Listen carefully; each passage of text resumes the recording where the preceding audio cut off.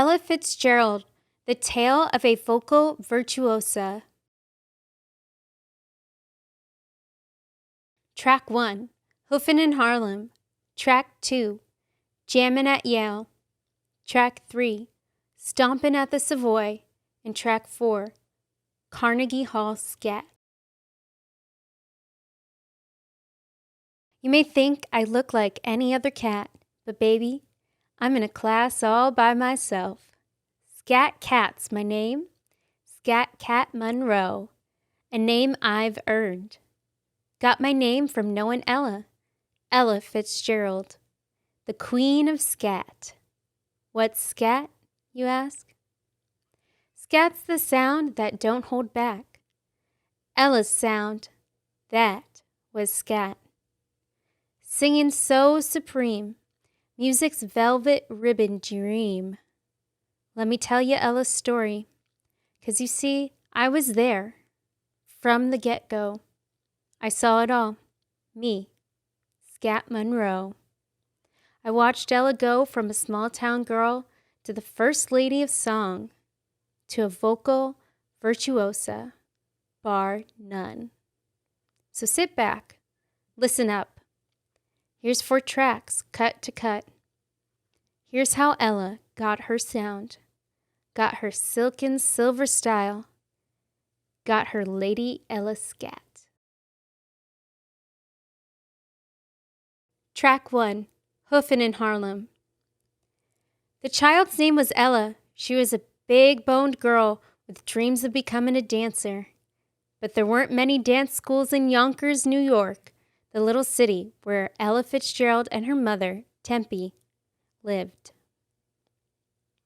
Ella had her heart set on pretty stepping her way to fame, and she didn't need a dance school to do it. She taught herself to tap dance. Determination was her teacher. The sidewalk was her stage. Imagination was her spotlight. In time, Ella and her friends took to performing on street corners. When Ella's neighbors saw her go, they told Ella to strut her shuffle in Harlem, to take her hoofin' to New York City, the big city where dreams really do come true.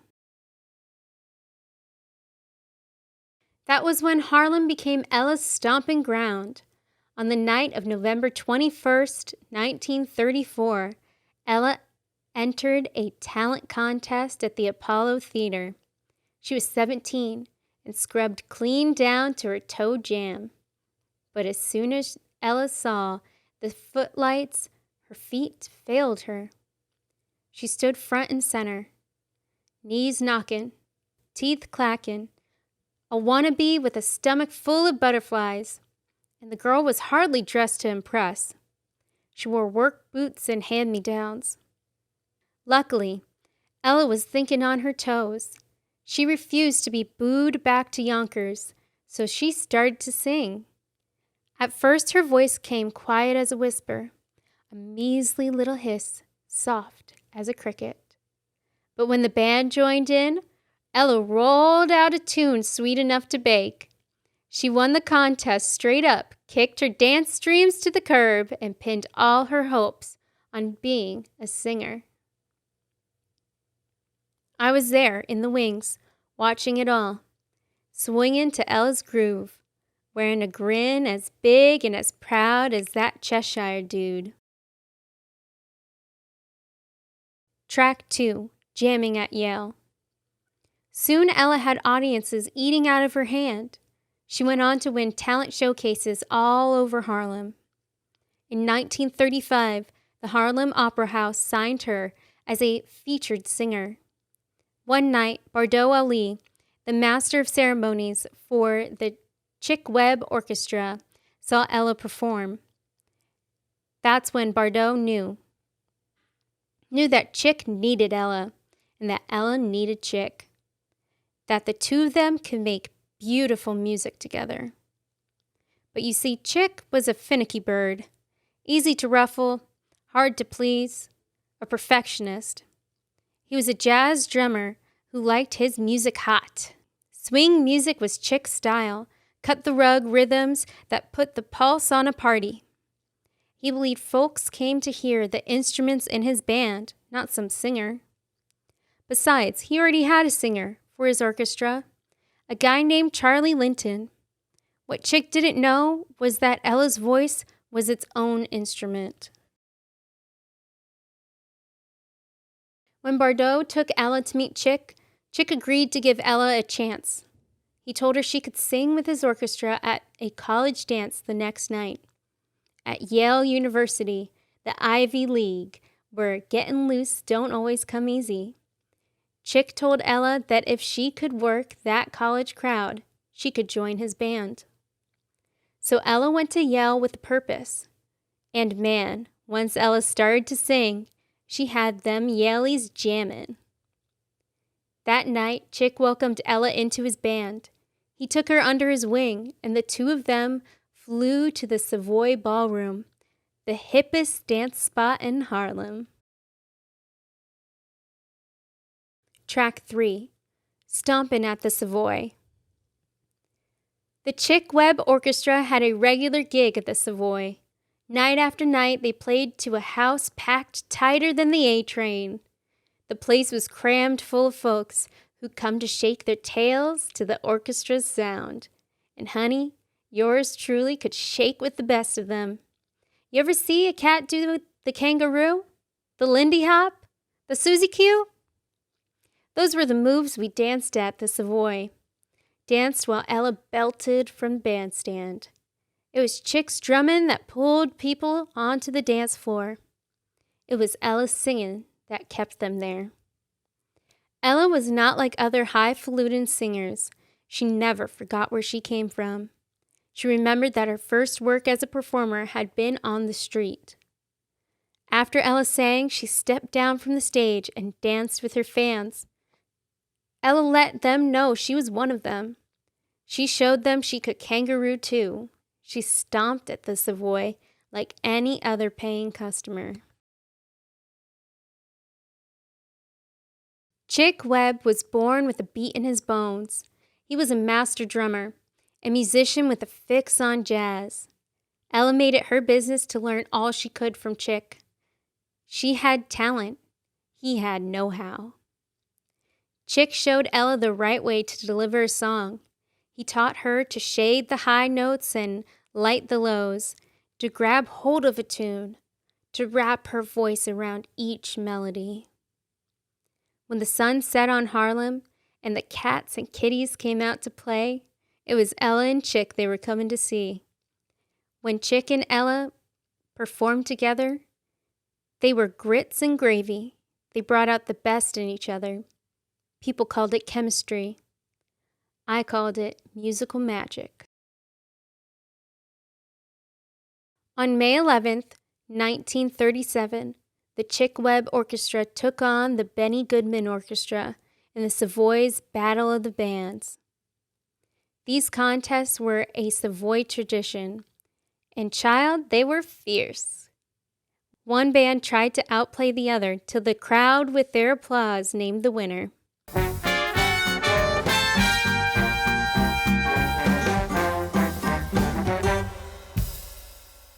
Known as the queen of her craft, and he didn't have Chick Webb, a royal percussionist. Benny set the contest in motion. His band started with a song called Peckin'. They made the place swing with no doubt. Then Chick's band took their turn. Chick's drum solos were slammin'. They backed up Ella's vocals, which gave new meaning to the word divine. The contest was close from the get-go. Those musicians put a fever to the room. They had me sweating the sheen off my fur and scuffing my wingtip shoes. When Chick's band played Harlem Congo, the crowd got hotter than bootleg Tabasco. That's 'cause Ella set Harlem Congo on fire. Her voice was quick-fried rhythm with a brassy satin twist. She sizzled with Chick's cymbals, busted loose with his bongos. She tamed the crowd while Chick played his timpani. And man, that ain't all. Ella worked the downbeat. She milked the backbeat. She sang like tomorrow wasn't ever gonna come. 4,000 people filled the Savoy ballroom that night. The contest lasted 5 hours. When it was done, everybody knew who was boss. Track 4, Carnegie Hall Scat. The Savoy was Ella's stepping stone. Thanks to nightly radio broadcasts from the club, Ella was the name sitting pretty on everybody's lips. Ella took the Chick Webb Orchestra to new heights. She was the orchestra's star attraction. Nightclub owners had to wait in line to book the band. Some of them had never had a black singer perform in their clubs. Ella's popularity showed them that a true star has no color. It just shines. Ella could even put stardust in a ditty. In 1938, she and Al Feldman, a member of Chick's band, wrote and recorded A Tisket, a Tasket. Man, when you're an alley cat like me, you hear all kinds of hopscotch chatter and jump rope jive. A tisket, a tasket wasn't nothing more than a nursery rhyme, chanted 1,000,000 times a day by kiddies from Sugar Hill to Hollywood. But to hear Ella swing that brown and yellow basket was a whole nother thing. A tisket, a tasket was a smash hit. In time, folks came to call the song a jitterbug spiritual. Ella didn't shy back from any kind of music. When bebop came harder than swing jazz and music lovers turned to Bird and Dizzy, Ella took her place on the bebop bandwagon. Bebop was jazz on the wild side. It was syncopation, locomotion, fast max sound done low down. It was slam bammin' on the flitter tip. It was ham hock jabber, fever pitch. Dizzy Gillespie was bebop's main man. He turned jazz on its head. With his trumpet, he could blow notes into backflips, into flatted fifths, into popcorn blips that flung free from his horn. Dizzy asked Ella to join his band. He invited Ella to give bebop a try, to improvise, to sing the ping-pong rhythms that gave bebop its sound. Ella went along for Dizzy's ride. One night, when the two of them started to jam, Ella made bebop her own. For Ella, scat singing drove bebop home. Ella used her voice in the same way Dizzy used his notes he made with his horn, like a runaway leaf flying high on a breeze. Now when Ella performed, she let her lyrics go.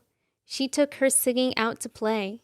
When Ella recorded How High the Moon, her scat swung to cloud 9 and back. On September 29, 1947, Ella and Dizzy headlined a sold-out performance at Carnegie Hall. They brought bebop to a high and mighty concert stage, but the show was far from uppity. It was fun.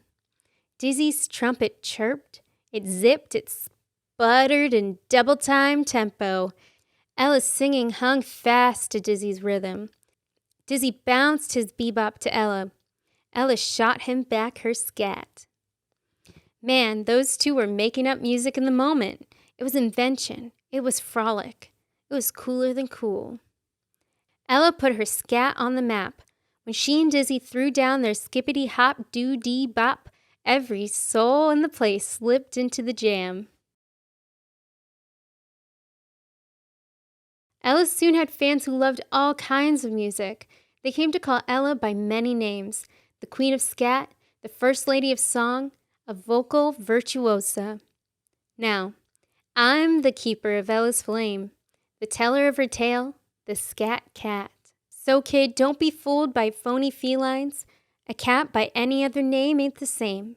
Take it from me, Scat Cat Monroe. I was there with Ella from the get-go. The end.